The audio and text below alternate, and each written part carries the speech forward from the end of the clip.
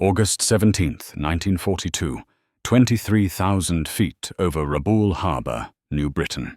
The tropical sky is clear, almost beautiful. Lieutenant Hiroshi Tanaka, Imperial Japanese Navy Air Service, leans forward in the cockpit of his A6 M0, goggles pressed tight against his face as sunlight glints off the Pacific far below. Ahead of him, the harbor sprawls beneath thin cloud. Anchored ships, fuel depots, anti-aircraft batteries lining the shoreline. Above them, contrails. American bombers, Tanaka mutters. Silver shapes move slowly across the sky. B-17. Flying fortresses, high and steady, engines droning with a confidence that still irritates Japanese pilots this early in the war. Tanaka has intercepted them before. He knows the routine. The bombers fly straight, predictable. Their defensive fire looks impressive, but it's clumsy. Streams of black puffs blossoming far behind or below. Explosions that look violent but rarely come close. Tanaka's squadron dives. Below, Japanese gunners open fire. The flak bursts scatter harmlessly, bursting too low, too wide. Tanaka grins behind his oxygen mask. They still can't aim, someone laughs over the radio. He banks hard, slips through the flak, and lines up on a bomber's tail. Tracers arc upward from the bomber's guns. Tanaka rolls casually, letting them pass. He has learned to read American fire, its rhythm, its hesitation. Down on the ground, Japanese officers watch the sky with the same confidence. American anti-aircraft fire, they believe, is more noise than danger. A psychological weapon. Nothing more. So far, they've been right.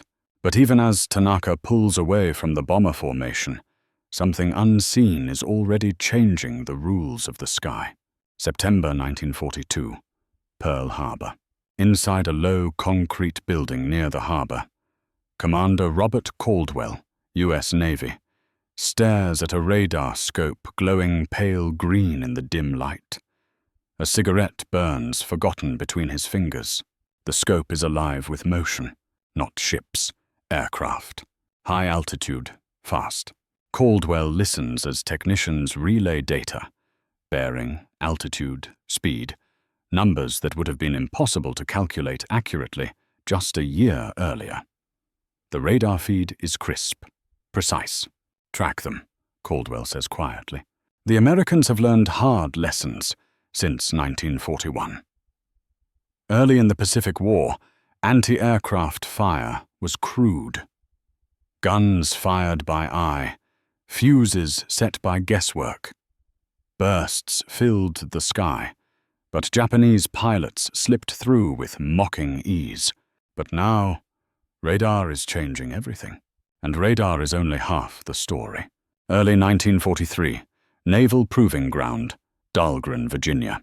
A 5-inch naval gun fires.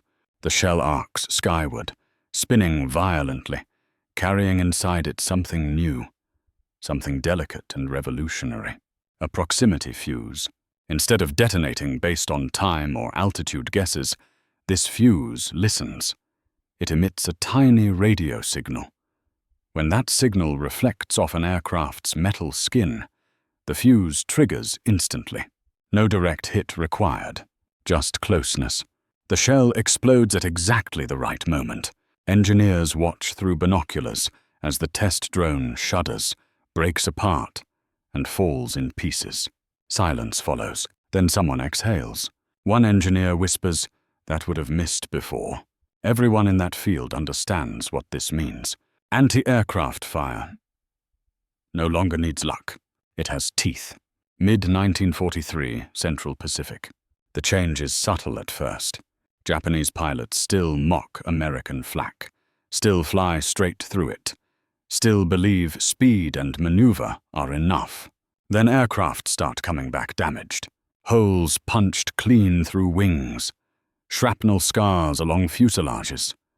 Crewmen wounded by explosions that seemed too close, impossibly close. Pilots report bursts detonating beside them, not behind. "They're adjusting faster," one Zero pilot notes after a mission.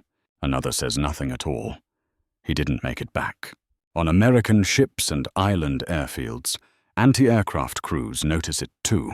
The flak patterns look different now. Tighter, smarter. Radar feeds gun directors precise range and altitude data. Fire control computers adjust aim in real time. Proximity-fused shells bloom around incoming aircraft like invisible nets snapping shut. Gunners who once fired blindly now track targets they cannot see with the naked eye. "Hold fire! Hold, now!" The sky erupts. Not randomly, deliberately. By late 1943, Japanese bomber and fighter losses climb sharply during attacks on American task forces and defended airfields. Missions that once felt routine now feel suicidal. Pilots begin jinking wildly on approach. Bombing accuracy drops. Formations break apart under flak alone, before American fighters even arrive. Japanese after-action reports grow darker. Enemy anti-aircraft fire has become unnaturally precise. Explosions detonate extremely close to aircraft. Loss is unacceptable. Still, many refuse to believe it is technology. They blame crews, weather, bad luck, anything but the truth. Because accepting the truth means admitting something terrifying. The Americans have learned how to see them, not with eyes, but with waves, signals, and invisible calculations. Radar-guided guns and shells that hunt metal in the air. For the first time, Japanese pilots realize that the sky itself is no longer neutral. It is watching them, and soon it will start killing them in numbers they can no longer ignore. November 5th, 1943, over the Solomon Islands. Petty Officer Masao Kuroda tightens his grip on the control stick as his Aichi D-3A Val begins its descent toward an American task force cutting through the dark blue water below. The radio crackles with overlapping voices, warnings, headings, fragments of shouted orders. Anti-aircraft fire blooms beneath him, black puffs dotting the air like ink spilled across the sky. Kuroda has seen this before. American flak looks violent, chaotic, theatrical. Bursts appear too early, too late, too far away. He pushes through, confident his altitude and speed will carry him safely past the worst of it. Then the explosion happens. Not behind him, not below, beside him. The aircraft jolts violently, metal screaming as fragments rip through the fuselage. Warning lights flicker. The engine coughs. Kuroda's breath catches in his throat. "That was," he starts to say. Another shell detonates just off his left wingtip. The Val shudders again.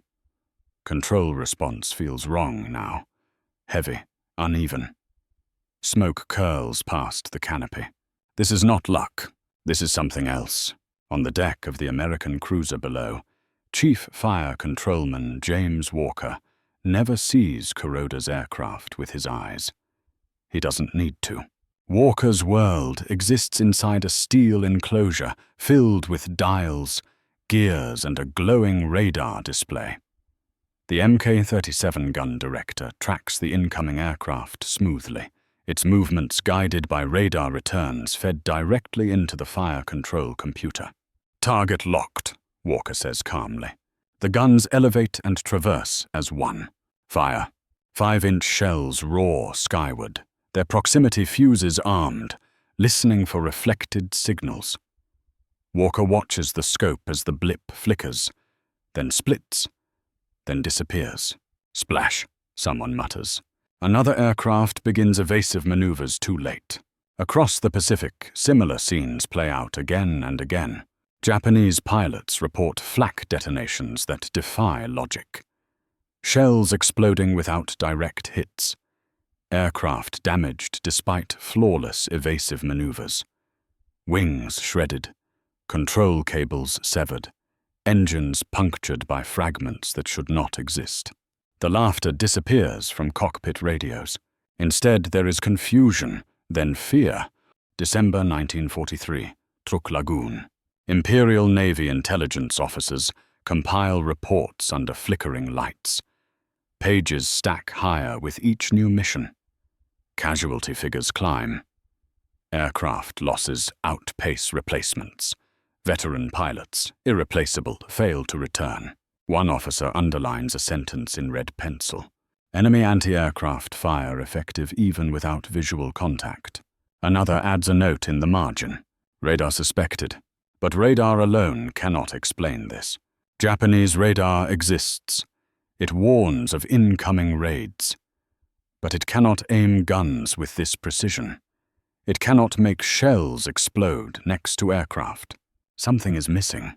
January 1944, U.S. Pacific Fleet at sea. On an aircraft carrier's flight deck, anti-aircraft crews drill relentlessly. New ammunition is handled with care. Proximity fuses are classified so tightly that shells are guarded like gold. Gunners are told only one thing: don't waste them. Radar operators coordinate with fire control teams in real time. Information flows faster than ever before. Bearing, altitude, closure speed, converted instantly into gun movements. This is not defensive chaos. This is a system, and it works.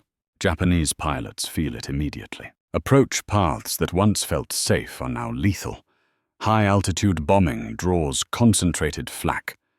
Low-level attacks are met with curtains of timed explosions. Even night attacks, once a refuge, are intercepted by radar-guided fire that does not care about darkness or cloud. Bomb runs grow erratic. Aim suffers. Crews release too early or too late, desperate to escape the invisible threat. Survivors describe it the same way. The sky was full of unseen hands. By early 1944, Imperial Japanese Navy planners quietly revise tactics. Attack altitudes change. Formations disperse. Pilots are ordered to maneuver constantly, even during bombing runs. The cost is immediate. Accuracy plummets. Losses do not. For the first time in the Pacific War, American bombers and ships are no longer merely enduring attacks. They are repelling them decisively. Radar-guided flak and proximity fuses have turned defense into a weapon. Japanese pilots are no longer fighting just aircraft and guns. They are fighting mathematics, radio waves, and machines that never get tired. The sky itself has become hostile territory, and the mockery that once filled Japanese cockpits has been replaced by something far more dangerous. Silence. March 18, 1944. Yokosuka Naval Air Base, Japan. Captain Kenji Sato stands in a drafty briefing room, hands clasped behind his back, eyes fixed on a chalkboard crowded with figures. The room smells of damp wool uniforms and chalk dust. Outside, engines warm up on the runway, but inside, no one speaks. The numbers are damning. Sorties flown, aircraft lost, crews missing. Loss rates that once hovered in the low single digits now spike upward, week after week. Missions against American fleets in the Central Pacific show the sharpest increase, not from fighter interception but from anti-aircraft fire. Sato taps the chalkboard once with his pointer. These losses, he says evenly, occur before enemy fighters engage. A murmur moves through the room. Japanese doctrine has always emphasized the offensive spirit of the pilot. Speed, surprise, aggression. Anti-aircraft fire was meant to be endured, not feared. Flak was something a skilled aviator flew through. But these numbers do not respect tradition. They do not care about courage. April 1944. Philippine Sea. Lieutenant Takeshi Morimoto lines up his Yokosuka D4Y Judy for a long, shallow approach toward a distant American carrier group. He follows the new orders. Weave constantly, vary altitude, never fly straight for more than a few seconds. It makes aiming nearly impossible. Ahead, the American ships are already firing. The flak looks different now. Bursts form tight clusters, layered at multiple altitudes. Explosions blossom not randomly, but in patterns that follow him. Morimoto jinks left. A shell detonates near his right wing. He drops altitude sharply. Another burst erupts just ahead of his nose. His heart pounds. Sweat beads beneath his helmet. This is no longer a test of nerve. This is entrapment. Back aboard the American ships, the process is clinical.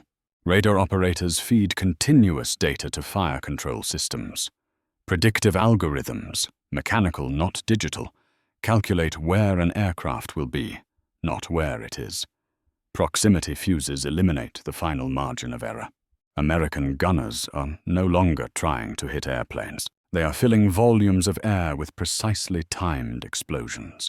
And aircraft must pass through that air to attack. By mid-1944, Japanese commanders begin circulating confidential assessments. The language shifts. Gone are words like temporary disadvantage and isolated incidents. New phrases appear: sustained attrition, pilot exhaustion, technological inferiority. One internal report states bluntly, enemy anti-aircraft fire has reached a level where attack success cannot justify losses. This is not defeatism. It is arithmetic. June 19, 1944. The Battle of the Philippine Sea. American radar screens glow across the fleet. Contacts appear at long range. Japanese strike aircraft inbound, hundreds of miles out. Fighters launch early. Anti-aircraft crews are at full readiness long before the first enemy aircraft comes into visual range. Japanese pilots fly into a wall they cannot see. The flak begins at altitude and never relents. Proximity-fused shells detonate in dense layers. Aircraft disintegrate mid-approach. Others limp forward, damaged, only to be finished by fighters.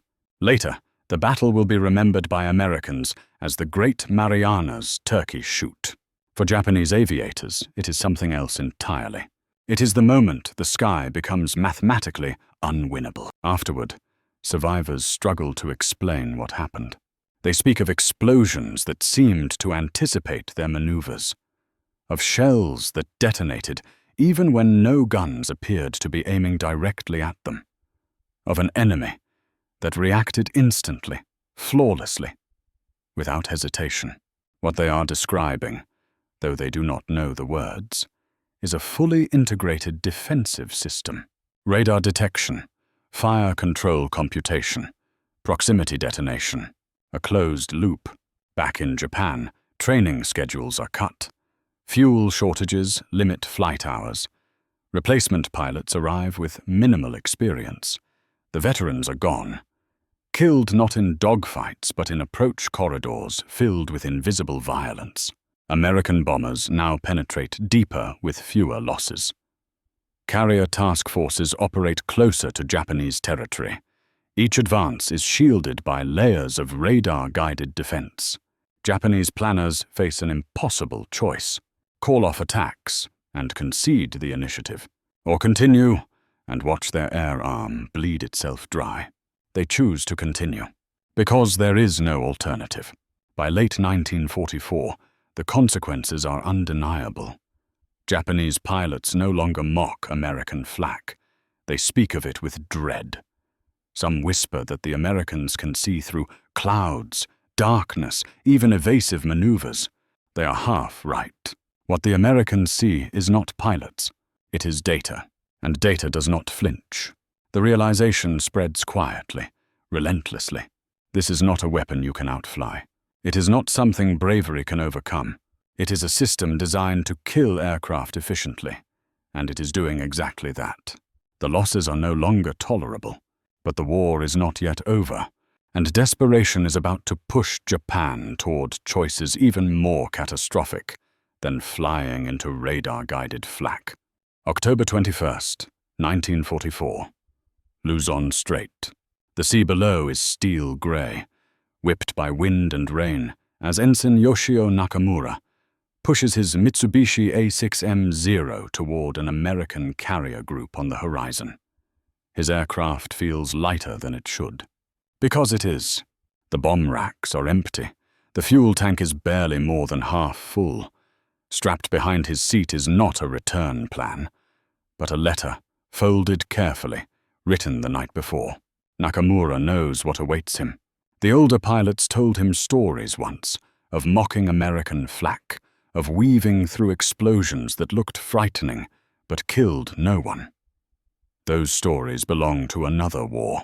Ahead the sky begins to burst, not randomly, not wildly, purposefully. Radar-guided flak opens at altitude, shells detonating in tight, overlapping layers. Explosions bloom at exactly the heights Nakamura was taught were safest. He pushes the stick forward, diving steeply. The explosions follow. For a moment, Nakamura feels the awful clarity of it. They know where I am. On the American carriers below, the scene is controlled and almost eerily calm. Radar operators track inbound contacts from beyond visual range.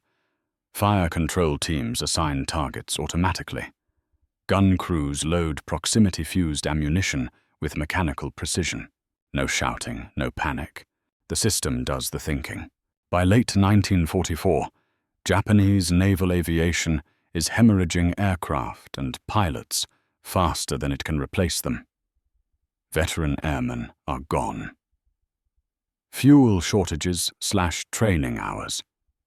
New pilots arrive with barely enough flight time to land safely, let alone evade a layered radar-guided defense.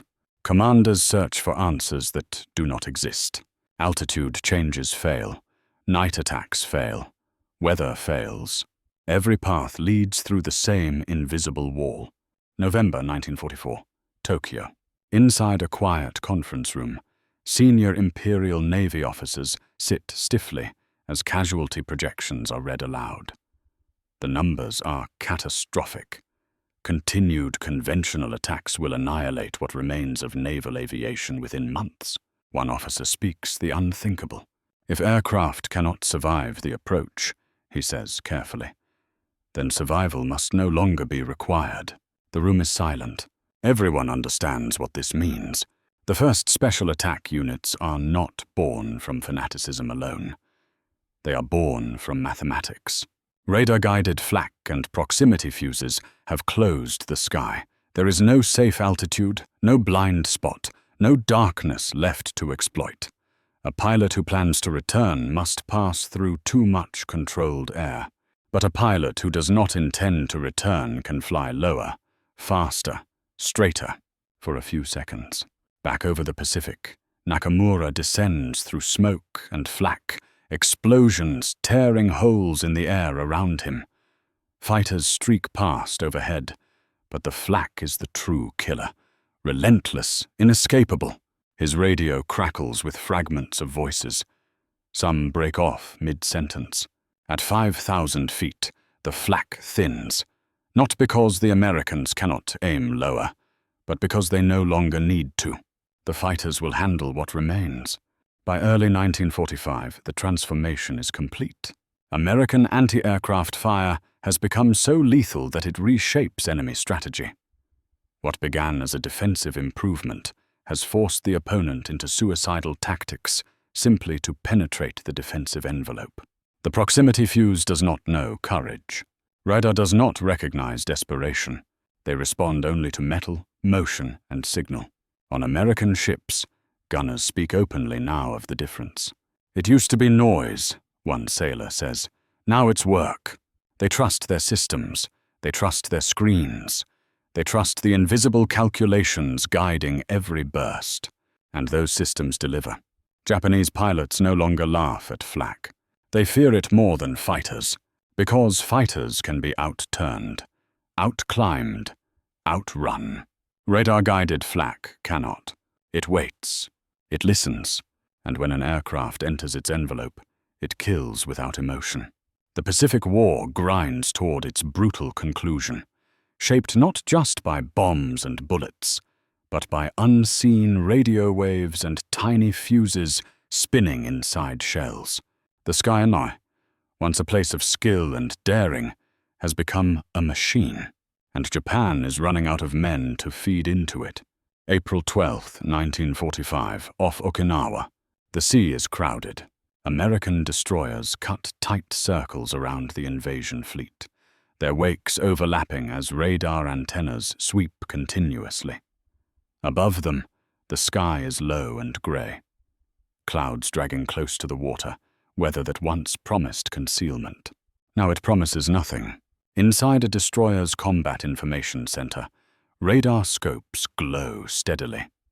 Contacts appear, are labeled, sealed, and assigned within seconds. Voices are calm. Procedures are routine. Bogies inbound, multiple, low altitude.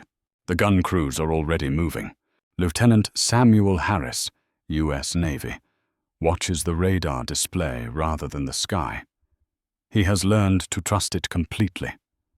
The screen shows what human eyes cannot. Aircraft skimming wave tops, hidden by cloud and rain, moving fast and erratically. "Track steady," Harris says. "Fire control solution locked." Above deck, 5-inch guns elevate smoothly. Proximity-fused shells are rammed home. The first detonations bloom just above the waves. Not hits, envelopes. Aircraft enter them and vanish. For the Japanese pilots attacking Okinawa, there is no confusion left. They understand now. Flak no longer feels like random danger. It feels intentional, a living thing that reacts instantly to movement. Explosions chase turns. Bursts anticipate defeals. Even near misses tear aircraft apart. Survivors no longer describe anti-aircraft fire as something to fly through. They describe it as something that hunts. By 1945, American bomber formations over the Pacific fly with confidence once unthinkable. Radar-guided flak shields them on approach and withdrawal. Proximity fuses punish interceptors before fighters engage. Japanese interception attempts dwindle not because of lack of will, but because of annihilation. Losses have become unbearable. Not dramatic, not heroic, simply unsustainable. After the war, Japanese officers reviewing combat records come to an uncomfortable conclusion. American fighters were deadly. American bombers were resilient. But it was American anti-aircraft fire, radar-guided, proximity-fused, systematized, that broke the back of Japanese air operations. It denied access. It denied survival. It denied the sky. In the United States, the men who built these systems rarely see combat. Engineers refine gun directors. Physicists perfect fuses. Radar specialists calibrate waveforms. They do not hear engines screaming past their heads, but their work decides who does. Years later, a former Japanese naval aviator speaks quietly to an interviewer. "We used to laugh at American flak," he says. "It was loud. It was slow." He pauses. "Then it began exploding beside us, always beside us." Another pause.